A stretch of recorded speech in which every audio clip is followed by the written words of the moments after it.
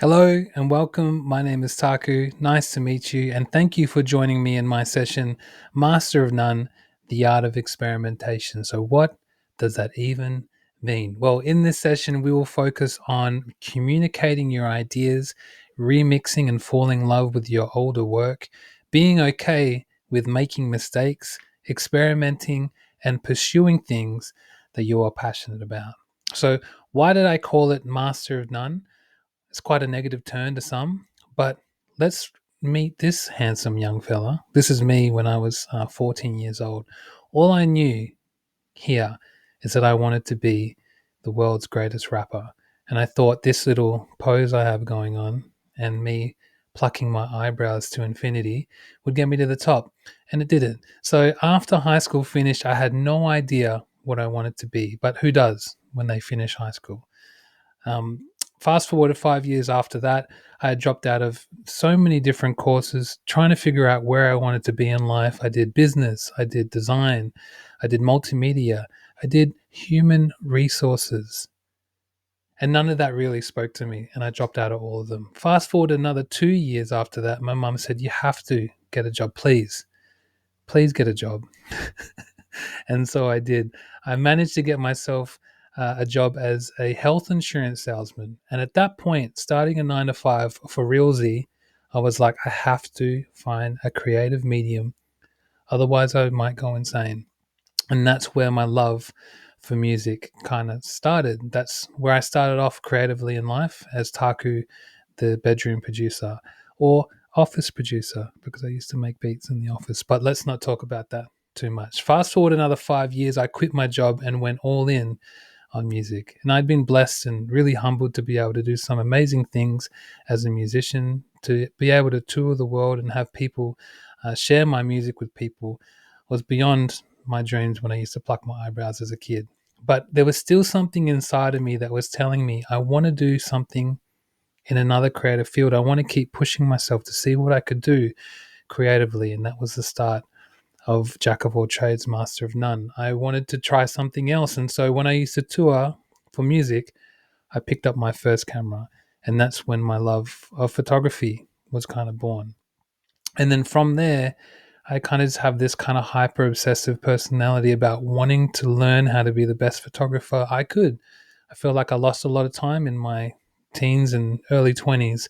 I wanted to see how far I could take it. How could I really tell a story? How could I take photos of things that make me feel something and share it with the world? And that's where photography took me. Fast forward another 5 years, falling in love with the visual side of things of the creative fields. I started an agency called Pretty Soon with a good friend of mine, Ben Wright, and we are a future forward, culture driven creative company. And I've been blessed now to be able to do a lot of creative direction and put creative director in my bio 6 years ago. It's still there. Still keep it up there. But it's something that I've been blessed to be able now do to create for a living and create things on a day-to-day basis that span across so many different mediums. You know, we do brand, campaign, experience, but I still am able to express myself through music, through photography, through uh, video, through edits, through motion design. It truly is the master of none kind of mentality I've had throughout my whole life. And the reason why I love Jack of all trades, master of none is because I would rather be okay or average or below or above average at a bunch of different things than just to be totally fixated on one creative field. And not to say that there's anything wrong with that, but it's just something that really appeals to my personality and the way I like to create. So hopefully this session is you. Hopefully you also are a master of none. That's a good thing. Let's make that a good thing. Maybe you also are at a 9 to 5 job that, not knocking 9 to 5 jobs, I think they're amazing. But you may also have this creative inkling inside of you where you want to come out and try something creative. But how can you do that? What's the first step? And I think that's the beauty about passion projects. Make things you are passionate about. This is something that is really understated and it's kind of obvious as well. But what does it even mean? How do you find what you're passionate about? And that's where the art of trying different creative things on a daily basis really comes at hand. How do you define a passion project? Why is it important? What are they? We'll be discussing that today. I think with passion projects, it really pushes you out of your comfort zone to find what your creative voice is or what creative story you want to tell. Can you identify that? How can you identify that? Well, a lot of the time it comes down to trying new things, pushing yourself in places that you may feel uncomfortable, trying new tools, picking up a camera for the first time, trying Adobe Photoshop for the first time. Are these things that you can try and do if you have that inkling inside of you, that curiosity to want to create? That was always this is becoming a bit of a pep talk, but I hope you're enjoying it. I've always thought, how far can I take it? How many different things can I learn? And the only way you can have that drive to do these things is pursuing something you're passionate about. Find that passion. It might be people, it might be sports, it might be music, it might be street photography. Find what your voice is and pursue those things that you are passionate about. One great way that you can find out what your next passion project will be or how to come up with an idea is simply by pursuing new work or rediscovering old work. Pursuing new work is an easy thing. Maybe you've seen a video or a movie or listened to a song and you're sparked with an idea and you want to go out and create it. What I really want to kind of concentrate on today is how can we look at old work that we've created in the past that we've maybe put on ice or something we don't really want to look at ever again because we listened to it too much or we're in the editing room too much. How can we rediscover old work and remix it? Some of the images you're seeing on the screen today is from a photo shoot I took of a friend, Yusuf. He's an Olympian, casually, just an Olympian. I was able to shoot some photos of him at his gym. He's just naturally photogenic, so a lot of the photos came out really great. We're going to dive into this folder of work and see how we can remix and rediscover this work and revitalize it and turn it into something that helps you communicate an idea. So, one really great way to kind of revitalize and remix your work is embracing new tools and technology to kind of breathe new life into them. And with everything that's kind of happening around the Gen AI and the amazing new features that are in Adobe Photoshop, this gives you a great opportunity to kind of import your existing work and kind of breathe and revitalize them to come up with kind of new ways to kind of tell your story that you've already told. So we're actually going to look at a bunch of photos that I've took of Yusuf and see how we can build out a new toolkit of kind of parts and assets that you can then move into and edit. And you're going to see a very messy Adobe Premiere workspace in a second. But we're going to look into how we can actually kind of remix some of our old work using some of the amazing new features with Adobe Photoshop. So let's open up trusty old Adobe Photoshop. So confession, I actually used to be really scared using Adobe Photoshop for a long time and was kind of too scared to use it because I wanted to be a designer back in the day, but as you learn from the beginning of this session, I kind of punked myself out and dropped out because I found out I was colorblind. Maybe that's why I shoot in black and white sometimes, but who knows? But now it's kind of a playground that I use all the time, especially with my photography, to kind of bring in new elements and kind of extend my work into places that technically I haven't been able to in the past. So I'm actually one of the least technical people you'll ever meet. So welcome to my sessions. So already we have such an amazing kind of usage of tools here. The remove background one is actually a big game changer and huge time saver for me, where I can automatically now have this moving layer or PNG of Yusuf, this character that I can use to layer in Adobe Premiere or After Effects, and kind of have this transparent PNG layer to use. And now I have him that I can paste him or float him or use him in collages. The kind of possibilities are so endless and extremely quick. You can also, select the subject as well, and automatically it'll select it quite well. And you can see there's quite a lot of different things happening here, a lot of noise, a lot of different elements, but it selected him quite well. You can also, invert the selection, so now you're selecting everything but him. And this is kind of the exciting part I find about using Adobe Photoshop and Gen Fill and Gen AI, is that now you can generate new things onto existing work. So obviously for this one, I'm putting in Boxing Gym. A lot of the things that I like to do when it comes to using Gen AI is actually using prompts that sit very closely to the world that it's already in, and coming up with variations of things that I've already shot. And I think that's the beautiful thing, that now you're creating um, additional assets that you can use to then create whatever you want to create, whether it's a montage, whether it's an edit. You're just creating more variations of existing work. And as you can see here, that's a very big boxing bag. That's a very small one. It gives you a lot of different options, but now you have use of A, and then now you have use of B, C, and D. And now you can use these assets to kind of like extend your story, or extend the different techniques that you might want to do when it's time to communicate your idea.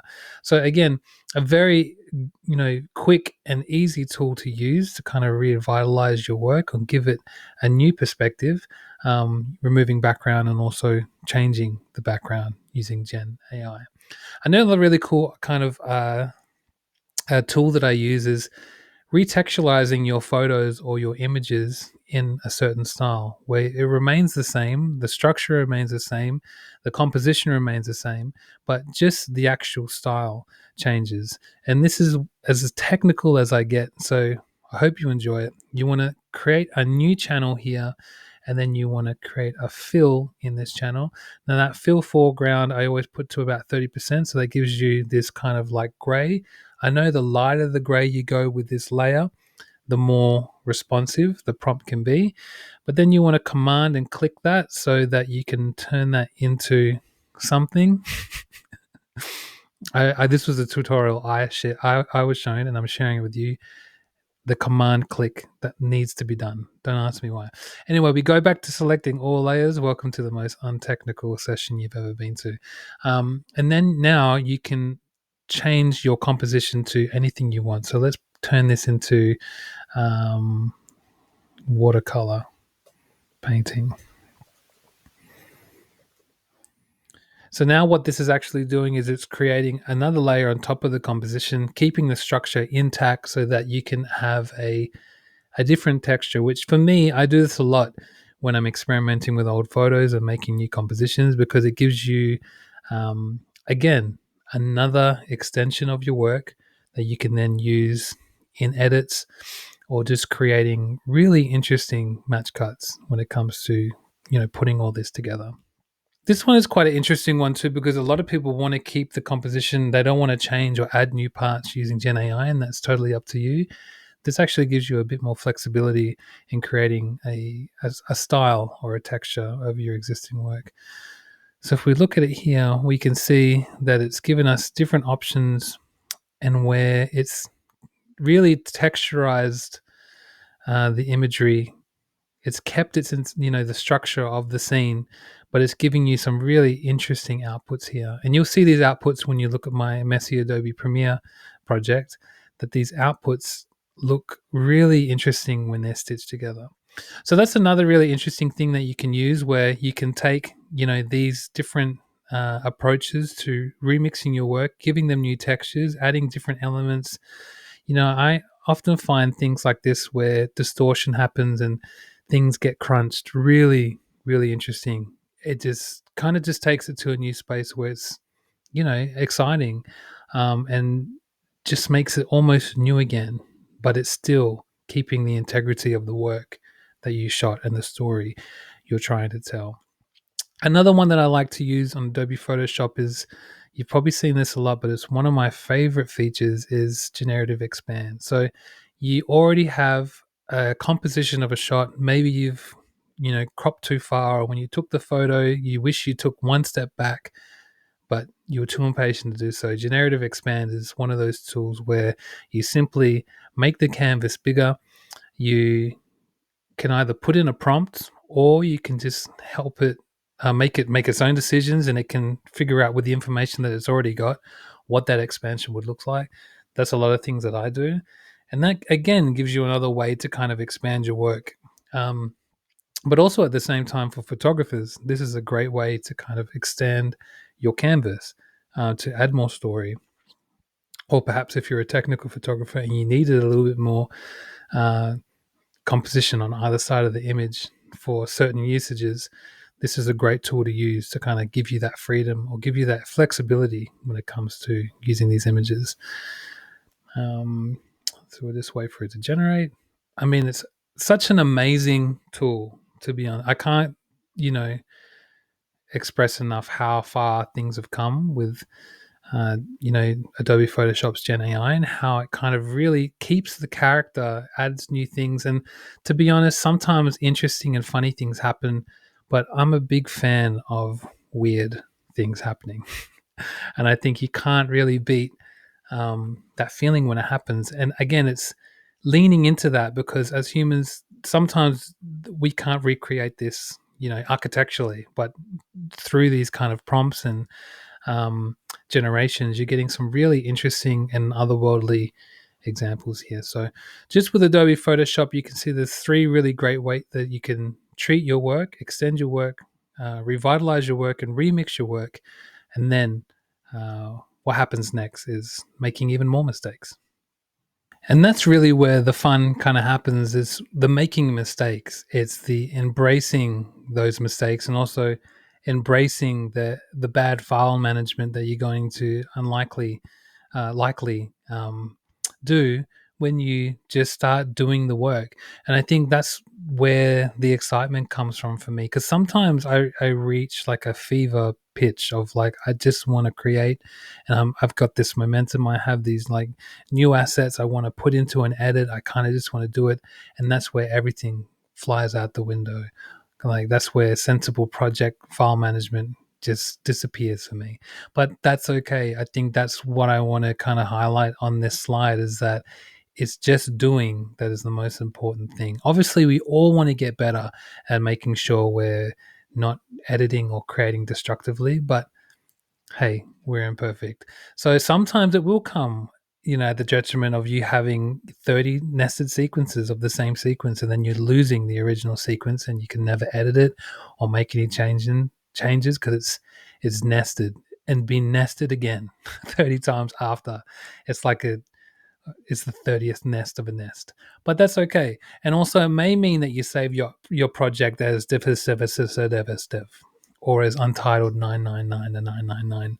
These things happen. I think the most important thing I want you to take away from this is that if you're excited about these new assets that you've created from existing work, and now you have these amazing new things you want to play with, follow that energy, keep that momentum up, because there's something that can't be replicated. Is you've taken 36 images from a photo folder on your laptop or your hard drive that were just sitting there previously, and they were giving you some joy, not much, but then now you've kind of recreated them into this new thing, and it's just opened up, this creative feeling inside of you. And so many things can come from that. A new idea, or you've so excited by this experiment that you want to share it with the world. And as artists, we know how hard it is to share things, but if you feel like it's good enough to share with the world, that is a major win, and you need to celebrate that win. So let's look at the different elements that we made in Photoshop. We can go through them together, and you can see how we kind of use the Photoshop to reinvent some new things that make you excited, and you can put into an edit and you can turn into something that you couldn't previously. So when we took the backgrounds off Yusuf, we created these transparent PNGs or layers that then, obviously I took some sides and back photos of Yusuf and created this spinning 3D Yusuf, which I think is really interesting. It took me 3 minutes to make, by exporting them on Photoshop and coming up with a sequence here in Premiere. And something like this, as simple as it may seem, excites me because it's kind of created a new asset or element of the shoot that now I can use to put in the edit, which you'll see at the end of this. The gen background thing, I think the magic around that is just creating these new textures and layers to an original composition. Again, we got another spinning Yusuf, but now we have these different elements and textures that I was able to input using Gen AI. And some of these make sense, some of them don't. We have the original composition here of him in the gym, and then we have textures. We have him floating on a cityscape. We have an interesting black and white texture. We have a generation gone wrong, but I love those ones too. All combined together, you're creating a new kind of tapestry. I like that word, tapestry. I use it a lot. Of, a scene that just, you've, again, breathing new life into old work. And I think there's something special there. Again, a match cut here, when we took some of our images and we retextualized them to maybe be like an oil painting or watercolor. This kind of adds, again, motion to a still image. What was previously just an image that was still, and again, you're keeping the integrity of the image, the story. We still have Yusuf and his very supportive wife braiding his hair, but now we're adding different extra elements here that kind of gives him that extra bit of that extra bit of creative uh, you know flavor that you can, once mixed in with everything else, it it just makes it more complete. Again, we have step sequences here. The remove background tool is so great because it can take different scenes, different elements coming in. You can include things. You've got obviously a sparring partner here, and now we've got a really cool sequence here of motion, of him in action doing what he loves, which will then work in the edit as well. Again, this one is the same concept of stitching together images. This one is just layering them, obviously step sequencing them in Premiere, but again, giving us another really interesting layer to use in the final edit.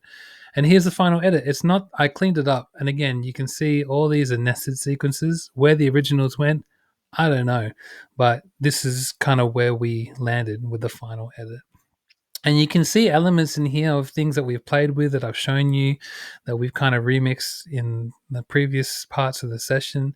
But when stitched together and brought together in a way that kind of brings all these stories, all these photos, all these generations, all these versions of themselves, masking them, inverting them, cutting them together.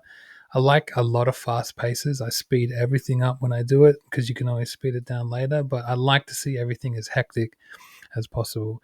This is where you can kind of take 36 photos that were sitting on your hard drive previously and put them to new life in a new edit, adding new bits you couldn't previously do before, adding character, adding, you know, adding elements to photos that you couldn't do before, um, you know, layering sequences of different scenes that take on different character.